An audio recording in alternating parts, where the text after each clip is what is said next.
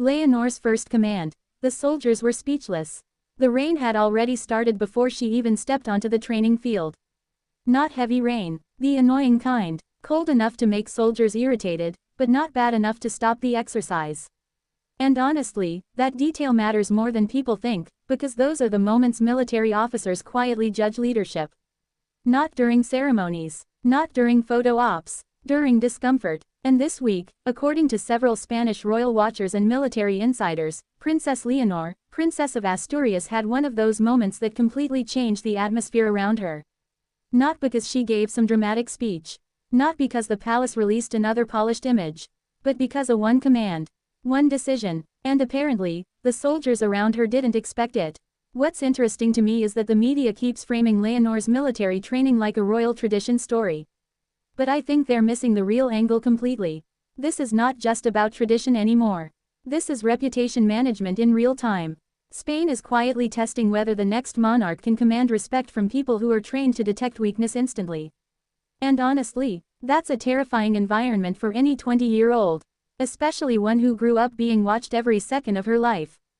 Because soldiers don't care about royal titles the way the internet does. They care about pressure, consistency, discipline, and whether someone folds when things stop being comfortable. That's the real story here. And the moment people are talking about now happened during a military field operation exercise where Leonor reportedly had to take temporary command responsibility over a small unit during rough conditions. At first, the atmosphere was apparently tense. Some soldiers were skeptical, others were curious. A few probably assumed the entire thing was ceremonial. I mean, let's be honest. A future queen walking into a military environment automatically creates skepticism. Especially in Europe right now, where monarchies are constantly being compared against modern political figures. Look at Prince William and Catherine, Princess of Wales in the UK. Their image is built around calm stability and polished appearances. Meanwhile, Leonor's team seems to be building something completely different: endurance, resilience, and action. And I actually think that's intentional. Because in 2026, image alone is dead. Audiences want proof, even royal audiences. If you're new to Leonor's story, subscribe, I post every day. Now here's where the story gets interesting. According to accounts circulating among royal commentators, the exercise became complicated after weather conditions worsened. Visibility dropped, communication timing became slower, and at one point, Leonor was expected to make a quick call regarding movement coordination between units. This is where most people expected hesitation. That's the part nobody says publicly. But you can feel it underneath every article about her. People are waiting for her to fail. Not because they hate her personally, but because modern monarchies survive on perception. One weak moment becomes a national conversation overnight. And honestly, social media makes this worse. One awkward clip, one nervous expression, one wrong order. Suddenly TikTok analysts and YouTube commentators act like they're military experts. So when Leonor reportedly made her decision quickly, calmly, without asking for reassurance from senior officers nearby, that changed the room. That's the detail soldiers apparently reacted to. Not the command itself. The confidence. Because confidence inside military environments is contagious. And according to observers, after she issued the instruction, the hesitation disappeared almost immediately.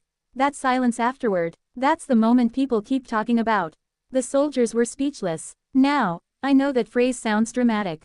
Almost too cinematic. But I actually understand what people mean by it. I don't think they literally froze in shock.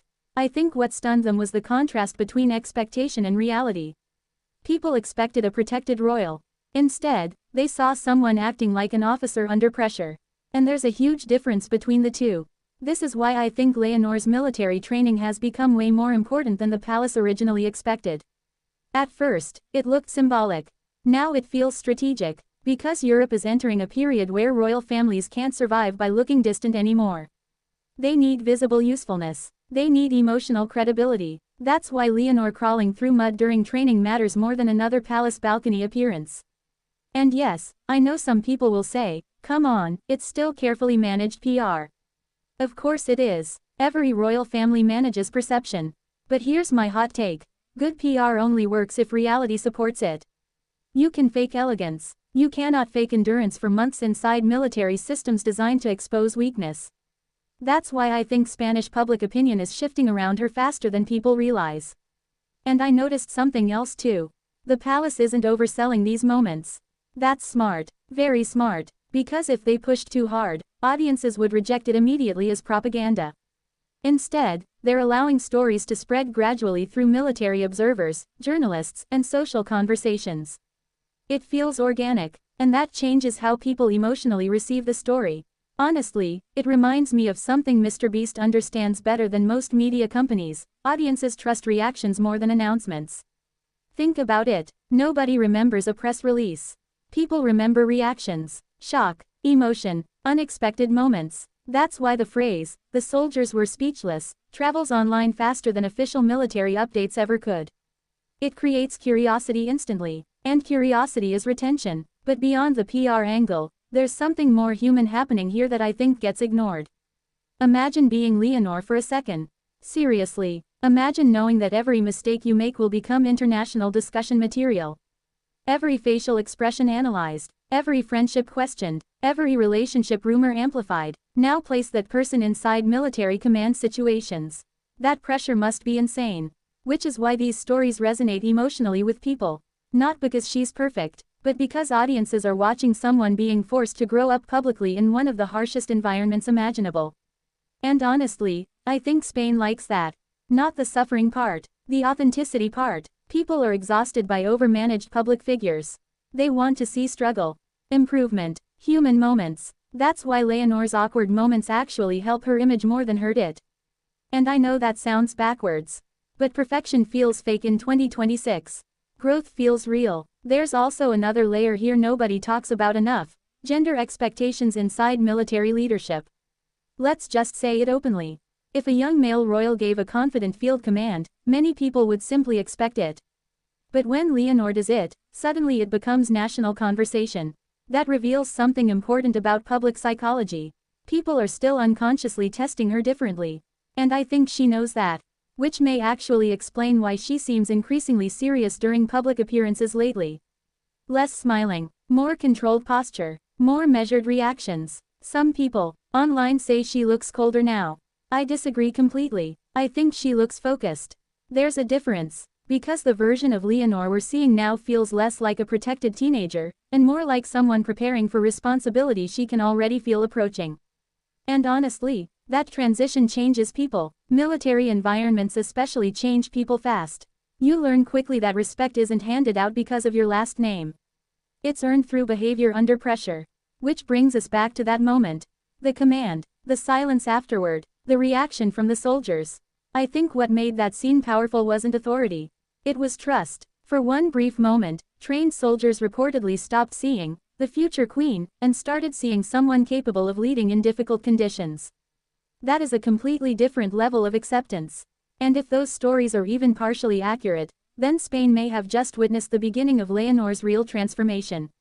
Not the ceremonial transformation, not the media transformation, the psychological one, the moment where responsibility stops feeling theoretical and starts becoming identity.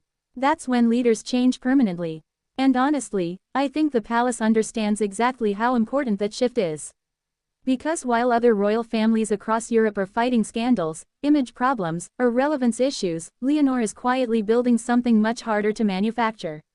Credibility. Not celebrity, not glamour. Credibility. And in today's world, that might actually be the rarest royal currency left. But here's the question I keep thinking about. What happens when military discipline follows her back into royal life permanently? Because once someone adapts to command structures, pressure systems, and accountability, they don't return as the same person. You can already see hints of it now. The posture, the eye contact, the restraint, even the way she handles public attention feels different lately. More deliberate, more careful, more royal, honestly. And maybe that's the real reason this story exploded online. Not because soldiers were speechless, but because for the first time, many people started wondering whether Spain's future queen might actually be ready sooner than expected. And that changes the entire conversation around her future.